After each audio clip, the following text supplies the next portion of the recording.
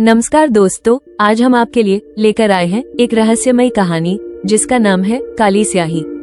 एक पुरानी किताबों की दुकान, धूल से भरी अलमारियां और एक पेन काले धातु में लिपटा, जैसे स्याही नहीं कोई राज समेटे हो जो इससे लिखा जाएगा वो होगा भी और मिटेगा भी नहीं। दुकानदार की ये बात राहुल ने हंसी में टाल दी, पर पहली रात जैसे ही उस पेन से पहली पंक्ति लिखी गई, हकीकत काम उठी। अब कल्पना नहीं थी, ये कहानी लिखी नहीं जा रही थी, ये जी रही थी। राहुल एक मामूली लेखक था जो एक दिन एक पुरानी किताबों की दुकान से एक अजीब सा पेन खरीद लाया। दुकानदार ने चेतावनी दी, ये पेन जादुई है, लेकिन इससे सिर्फ सच लिखो वरना ये तुम्हें ही लिख देगा।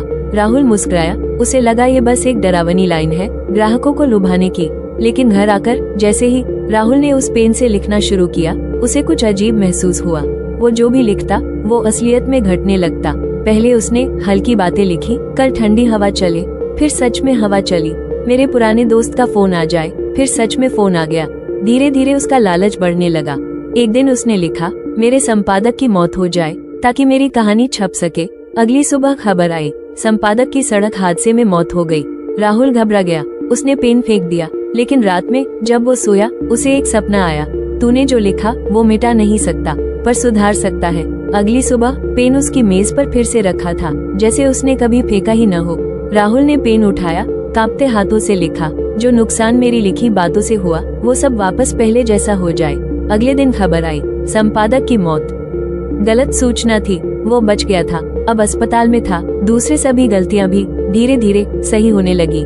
राहुल को समझ आ गया था कि पेन शक्ति देता है पर जिम्मेदारी भी मांगता है। अब वो उस पेन से कहानियां लिखता है जो लोगों को डराए नहीं, जगाए।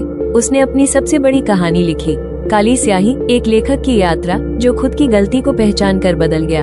आखिरी पंक्ति उसने ये लिखी, अब ये पेन किसी और सच्चे लेखक के पास जाए जो इसका इस्तेमाल दुनिया को बेहतर बनाने के लिए करे।